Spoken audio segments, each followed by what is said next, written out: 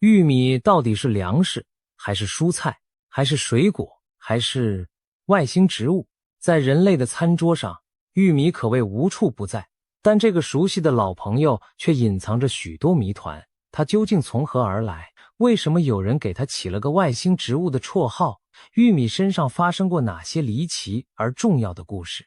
今天就让我们一起揭开玉米神秘的身世，以及它如何深刻影响了人类文明的发展。首先，我们来看看玉米奇特的外星特质。与地球上其他作物不同，玉米找不到明显的野生祖先，它没有成片在野外生长的近亲。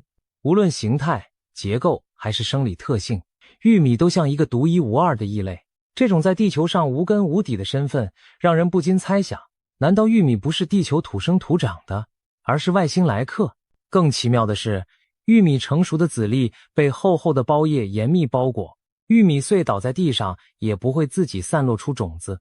如果没有人为干预，玉米几乎无法自行繁衍后代。植物学家曾感叹，这种繁殖方式在自然界实属罕见，要不是有人采摘剥下籽粒并播种，玉米根本没法传播开来。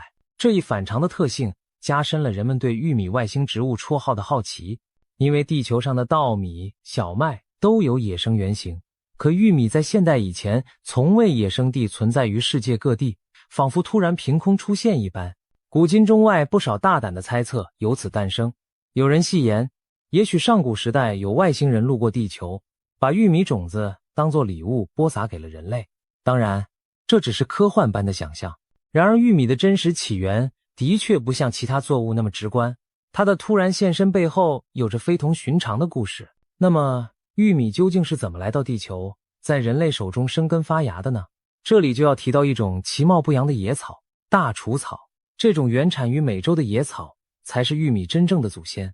考古和基因研究显示，大约7000年前，古代美洲的原住民开始尝试驯化这种枝叶繁茂的野生大除草，把它一步步培育成高大饱满的玉米植株。要知道，野生状态下的大除草和玉米看起来天差地别。大除草长着许多分支，每根枝条上稀稀疏疏结着几个小小的籽粒，外面还包裹着硬壳。如果把现在的玉米和大除草放在一起，你可能很难相信它们有任何关系。更夸张的是，大除草那些芝麻般的硬籽粒并不同一时间成熟，而是断断续续地熟成掉落。试想一下，上古时期的采集者若是遇到这种植物，吃到的只是一些又小又硬，还要分批收获的小石头，我们的祖先真有可能看上这玩意儿当粮食吗？这听起来太不可思议了，一度让现代的科学家都感到困惑，甚至有人打趣，难道是当年人类先祖太饥饿，饥不择食，才盯上了这样难吃的野草？事实远没有那么离谱。古印第安人在长期观察和实践中展现了非凡的智慧，他们发现通过挑选和种植那些籽粒稍大、外壳稍软的植株，下一代作物会渐渐朝着更有利于食用的方向发展。就这样，一代代的选择和培育悄然发生。在漫长的岁月里，大除草发生了巨大的变化，分支变少，变成了如今玉米这样只有单一粗壮茎干的模样。雌性的花穗不再零星散落枝头，而是集中成长在叶叶间，逐渐长成了我们熟悉的玉米棒子。原本坚硬的外壳变薄变软，里面的籽粒也变得越来越饱满可口。这些惊人的转变并非一蹴而就，而是古人运用经验和巧妙培育，在几千年的时间里慢慢塑造出来的成果。有研究推测，在距今4000多年前，美洲古人已经达成改造玉米的重大飞跃。玉米迅速融合了上述那些有利特征，变得与野生祖先判若两物。可以说，玉米是人类最早的人工改良作物之一，其基因和命运从诞生之初就与人类文明紧紧交织在一起。正因为如此，现代玉米离不开人类的照料才能繁衍，它完全成了人类精心雕琢的作品。这也解释了为什么我们在自然界几乎找不到玉米的踪迹，它本就是古代人类智慧的结晶。对于不明就里的人而言，玉米仿佛凭空出现，难怪会被误认为是外星来客了。其实它凝聚的是人类祖先的心血与奇思妙想。人类并非等玉米天降，而是通过辛勤劳动，把一种毫不起眼的野草变成了金黄的土地馈赠。这样的演化历程本身就堪称一个足以载入史册的奇迹。玉米的驯化是农业史上具有里程碑意义的事件，也深深地改变了美洲大陆的人类文明。考古证据显示，大约在公元前2000年左右，玉米这种作物已经传播到整个美洲，并成为许多地区的重要粮食来源。对于玛雅人、阿兹特克人等中美洲文明来说，玉米就是生命的支柱。他们从小部落发展成庞大的城邦，人口迅速增长，创造出辉煌的文明成果。其根本动力之一正是玉米带来的充足粮食供给。有趣的是，这些印第安文明和玉米的关系密不可分，以至于后世学者常用玉米文明来形容他们的灿烂文化。玉米在当时不仅仅是温饱的来源，更被赋予了神圣的地位。阿兹特克和玛雅神话中流传着一个动人的传说，人类是用玉米造出来的。在玛雅人的创世史诗里，造物主用白玉米和黄玉米磨出的面塑造了最初的人类。对于靠玉米繁荣起来的民族来说，这样的神话并不难理解。玉米给了他们生命和发展的一切，他们自然深信自己血管里流淌的是玉米浆。甚至在现代文学中，这一观念也有所体现。危地马拉作家阿斯图里亚斯的长篇小说《玉米人》以印第安人的玉米传统为背景，表达对玉米的崇敬，还让他在1967年获得了诺贝尔文学奖呢。这些文化印记都说明，玉米对美洲古文明的意义早已超越了一般粮食的范畴，被视为生命之源和文明之花。试想，没有玉米，美洲大陆上的许多文明或许就无法如此蓬勃生长。玉米让当时的人们告别了漂泊的狩猎、采集生活，定居下来发展农耕，从而建起金字塔、修历法、创文字。玉米托起了整个印第安古文明的辉煌时代。转折点发生在1492年，这一年，哥伦布横渡大西洋，踏上了美洲大陆的海岸。当欧洲探险者第一次看见玉米时，无不为这种金灿灿的谷物感到惊奇。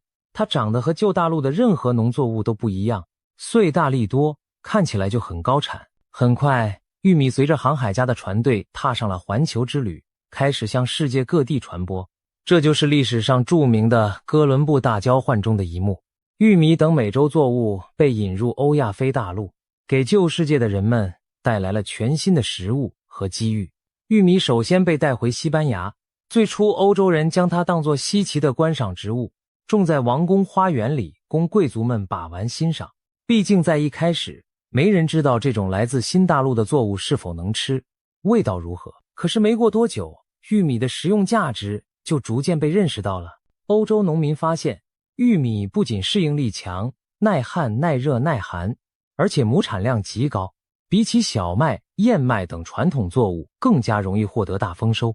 在16世纪后期至17世纪，玉米迅速传播开来，从西班牙传到葡萄牙、意大利，再传到土耳其、巴尔干、法国等地。所到之处，许多农民争相种植。玉米对环境要求不高，山坡、平原、旱地、水田都可以种，让以前一些不适合耕种的边角地也产生了粮食。在欧洲南部，玉米甚至逐渐取代了一部分小麦的地位，成为农田里的新宠儿。玉米带来的高产出粮，让饱受饥荒之苦的贫民有了救命口粮，也让地主、债主和新兴商人们通过贩卖廉价玉米获取了财富。在玉米传入之后的几个世纪里，欧洲人口出现了持续增长的趋势，因为玉米和来自美洲的马铃薯、甘薯等一起，大大提升了粮食总产量，改善了营养供给，降低了饥荒的发生频率。可以说，玉米的到来改变了欧洲的农村景观和生活图景，它帮助无数贫困家庭度过饥馑，让孩子长大成人，也推动社会经济的发展，使一些地区出现人口繁荣和开垦热潮。当然，凡事有利有弊。历史上，由于欧洲人一开始不了解玉米的营养学问，只把它当唯一主食，却不讲究烹调方法，曾经导致一种可怕的营养缺乏病——糙皮病、赖皮病，在玉米盛行的地区流行。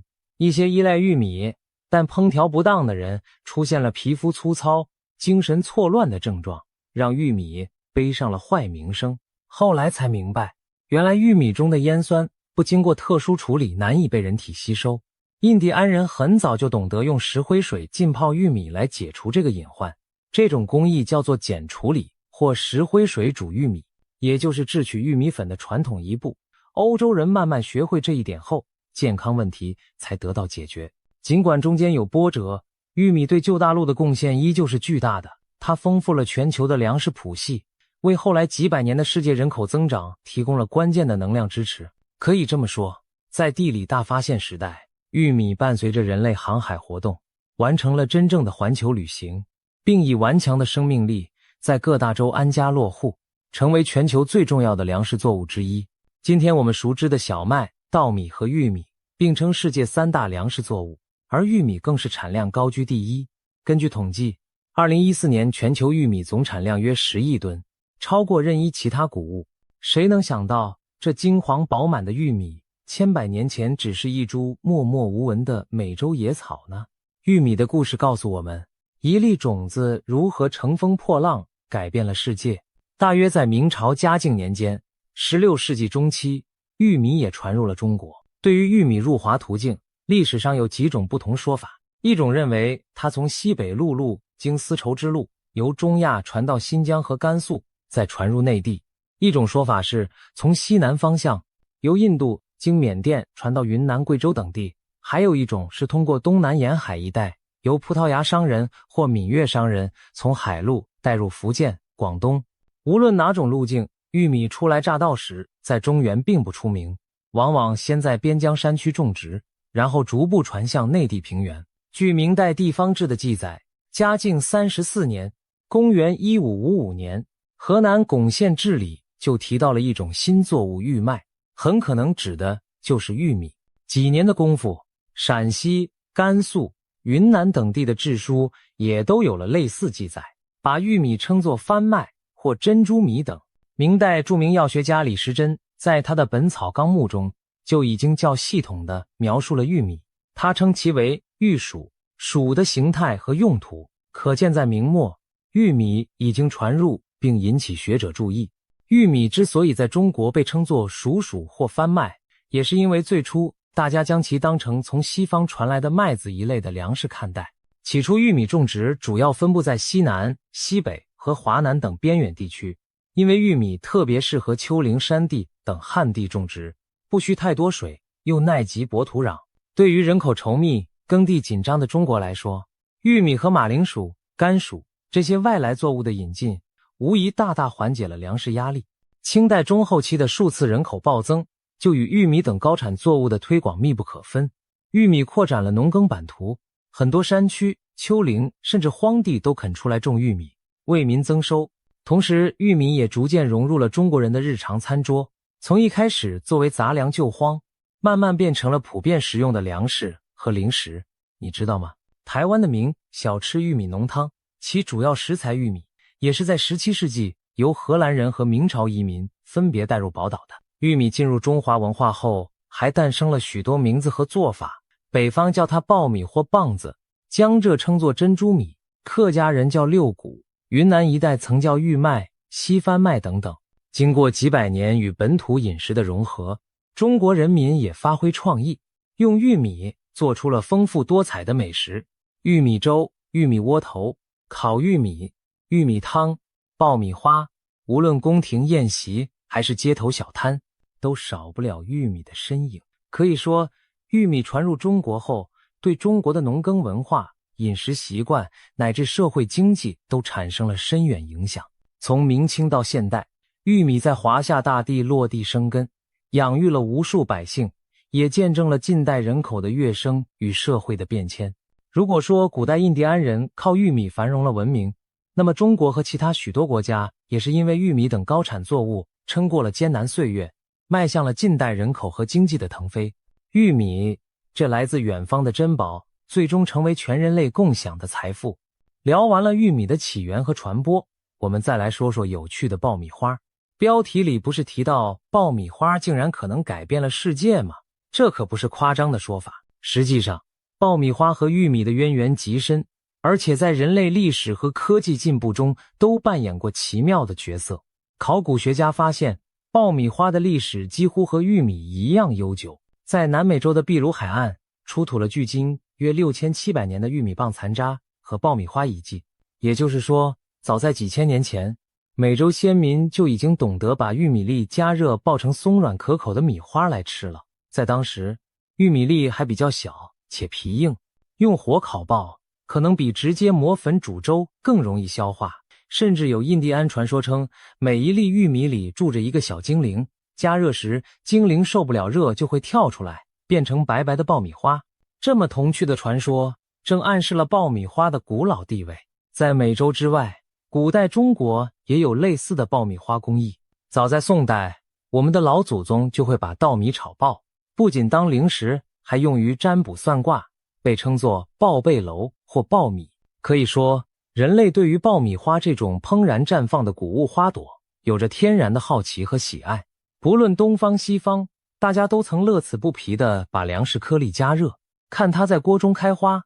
不过真正将爆玉米花发扬光大的，还是近代以来的美国。1885年，美国研制出了世界上第一台商业爆米花机。这台机器带着小型蒸汽引擎，能够均匀加热玉米粒，大批量地制造爆米花。从此以后，热腾腾的香喷喷爆米花走出家庭厨房，进入了各大公共场所。无论是马戏团的嘉年华、热闹的棒球赛场，还是赶集的游园会，你都能看到推着爆米花机叫卖的小贩。一时间，爆米花成了深受大众喜爱的休闲小吃。尤其到了20世纪初期，电影产业兴起，电影院里逐渐允许观众边看电影边吃东西，而爆米花以其香脆可口又价格低廉，毫无悬念地成为观影绝配。从此之后，电影加爆米花成了流行文化的一部分。可以说，爆米花改变了我们享受娱乐的方式，它陪伴着一代代人在光影中欢笑紧张，成为电影体验中不可或缺的元素。当然，爆米花不仅改变了娱乐，也推动了科学技术的一次飞跃。这里要讲一个发生在20世纪40年代的小故事。第二次世界大战期间，美国一位名叫帕西斯宾塞的工程师在雷达实验室做实验时，无意间发现自己口袋里的巧克力糖都融化了。他意识到这是雷达发出的微波把糖加热了。他灵机一动，拿来几粒玉米放到微波射线附近，结果砰砰几声，玉米居然爆成了白花花的爆米花，这可把他高兴坏了。接着他又尝试用微波加热生鸡蛋，结果鸡蛋在微波下整个炸开，弄得到处都是蛋液。虽然鸡蛋的实验有点惨烈，但已经足以证明微波加热食物的潜力。就这样，斯宾塞发明了世界上第一台微波炉原型机。据记载，人类用微波炉加热的第一种食物正是爆米花，而这项了不起的发明在1946年申请了专利。最初的商用微波炉个头非常庞大，而且价格昂贵，只用于餐厅和军队。到了20世纪60、70年代，微波炉逐渐小型化、平民化，进入千家万户，彻底改变了人们烹饪和加热食物的方式。可以说，微波炉的诞生带有很大的偶然性，而其中的关键一幕正是爆米花在微波中的欢乐起舞。试想，如果没有玉米和爆米花，斯宾塞也许就不会那么快意识到微波的用途。现代厨房可能要晚许多年才迎来微波炉这一便利神器呢。可以打个比方，爆米花无意间推动了厨房里的小革命，间接影响了全世界亿万家庭的生活。怪不得有人说，爆米花看似平凡，实际上堪称改变人类生活的一大发明呢。有意思的是，中国人在爆米花的制作上也玩出了自己的特色。在不少人的童年记忆里，街头巷尾经常会出现一个推车摆锅的老匠人，面前架着一个乌黑的圆筒形铁锅，旁边架着炉火，铁锅一头连着压力表，密封严实。只见师傅把玉米、糖精装进锅里，摇动手柄加热转动，不一会儿，砰的一声巨响，白色的爆米花流星般喷涌而出，香气四溢，引来孩子们阵阵欢呼。这就是中国传统的爆米花神器——转炉式爆爆锅。它利用高温高压使玉米瞬间爆开，体积膨胀几十倍，被戏称为粮食放大器。这一独特工艺曾经风靡全国，成为几代人的美好回忆。前些年，这种老式爆米花机还登上了美国科普节目《流言终结者》。老外看到中国师傅当街开炮爆米花，惊得目瞪口呆，称赞这是全世界爆米花速度最快的神器。现场效果宛如火山喷发。虽然后来因为安全和健康因素，老式爆米花机逐渐淡出江湖，被家庭微波炉和工业化生产取代，但它依然是玉米在人类创造力上留下的精彩注脚之一。无论是古老的陶罐炒米，还是现代的高压锅、微波炉，围绕着小小玉米粒的爆破之术，连接起了古今中外的智慧火花，给生活增添了无数乐趣和美味。从玉米粒砰的一声开花，到玉米敢笔直地撑起文明，我们已经看到了玉米在历史长河中的辉煌身影。然而不要忘记，现代社会中玉米扮演的角色更加多元，远远不只是填饱肚子的粮食而已。可以毫不夸张地说，玉米早已渗透进我们生活的方方面面，成了工业和科技领域的重要原料。首先，玉米依然是世界第一大粮食作物，不仅很多地区的人口以玉米为主食，比如非洲一些国家、拉丁美洲、东南亚等，而且玉米更是畜牧业的命脉之一。全球每年收获的玉米中，接近一半被用作饲料，养活了成千上亿的猪牛鸡鸭等牲畜。别看我们平时吃的是猪肉、牛奶、鸡蛋，其实背后离不开玉米的支撑。玉米是优质的能量饲料，被称作浓缩饲料之王。它富含淀粉和胡萝卜素，容易被动物消化，转化成肉蛋奶，效率极高。所以当你大口享用汉堡里的牛肉饼或者火锅里的肥羊卷时，不妨想到这些美味很大程度上都是玉米变的。玉米在悄悄丰富我们的餐桌，不仅直接以碎棒形式出现，更以动物蛋白的形式间接出现。可以说，没有庞大的玉米产出，就不会有当今如此繁荣的养殖业，人类获得蛋白质的途径和数量都会大受影响。玉米为人类间接提供的肉类奶制品，功劳无比巨大。其次，玉米已经成为重要的工业原料，被广泛应用于食品加工业和生物化工领域。我们都知道玉米富含淀粉，这使它成为生产淀粉制品的天然来源。超市里常见的玉米淀粉可以用来勾芡、做布丁、制饼干点心，厨房里它是万能的小帮手。但淀粉的用途远不止烹饪，在工业上，玉米淀粉可以进一步水解成葡萄糖，再经过发酵等工序，创造出各种各样的产品。比如高果糖、玉米糖浆，就是用玉米淀粉转化制成的一种甜味剂，被广泛添加在汽水、果汁、饼干、冰淇淋等加工食品中。它甜度高，成本低，是许多食品厂商钟爱的糖料。只不过高果糖糖浆摄入太多，对健康无益。有研究认为，它是让现代人发胖的一大元凶。但话说回来，这也从一个侧面证明玉米在食品工业中占据多么举足轻重的地位。没有它，超市货架上的许多甜美零食都将消失或者变贵。再比如，玉米还能用来制酒酿醋，传统的谷物酿酒有高粱酒、米酒等，如今用玉米发酵也很常见。玉米啤酒、玉米白酒在一些地方广受欢迎。此外，玉米中提取的淀粉经特殊处理后，可以作为增稠剂、防腐剂，应用到各类罐头、酱料和速食食品中，保持食物的口感和稳定。我们日常吃的火腿肠、罐头汤很可能就含有玉米淀粉加工而成的添加剂，甚至连常用的味精，如今很多也是由玉米等淀粉质原料发酵制得的。可见，玉米早已在不知不觉中潜伏进千家万户的锅碗瓢盆，让美食更多样、更实惠。除了食品，玉米在化工和能源领域也是大显身手。你或许听说过生物乙醇燃料吧？这是一种由农作物发酵获得的酒精燃料，可以部分替代汽油，作为汽车动力。玉米正是生产燃料乙醇的主要原料之一。在一些农业大国，利用玉米发酵制成的乙醇被大量掺入汽油，比如在美国，普通加油站提供的汽油很多都是含有 10% 左右乙醇的乙醇汽油。这既为庞大的玉米产量找到了出路，又减少了一定的石油消耗，缓解对化石能源的依赖。当然，关于拿粮食当燃料也有不少争议，但生物燃料作为石油替代品的发展方向之一，其中玉米扮演的角色不可忽视。可以预见，未来如果技术更加成熟，说不定玉米还能为人类提供更多清洁能源呢。玉米身上的工业潜力远不止乙醇，玉米粒中的油脂可以提炼成食用油和工业润滑油，玉米胚芽和纤维可以用来制造生物、可降解塑料和纺织纤维。玉米渣、玉米皮还能作为发电的生质燃料或有机肥料回填。现代科技正探索将玉米吃干榨尽，以最环保的方式利用它全身的成分。从餐桌、美妆品，很多化妆品里有玉米提取物，再到汽车油箱，玉米都在发挥作用。这些看似毫不相干的场景，其实背后都有玉米的身影。难怪有人感叹，玉米制品为何在人类生活中无所不在？因为玉米太高产、太百搭了，它提供了淀粉、糖分、油脂、纤维等各种宝贵原料，是大自然赐予工业社会的绿色宝库。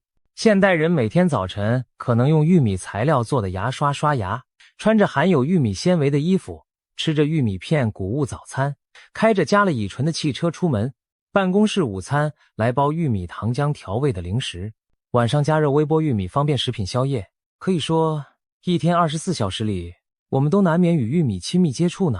说到这里，我们不妨重新思考一下，一颗平凡的玉米究竟蕴藏着多么非凡的力量。曾经，人们因为找不到它的野生祖先，戏称它是外星植物。其实玉米并非来自外星，而是源自古代美洲大地的人类智慧结晶。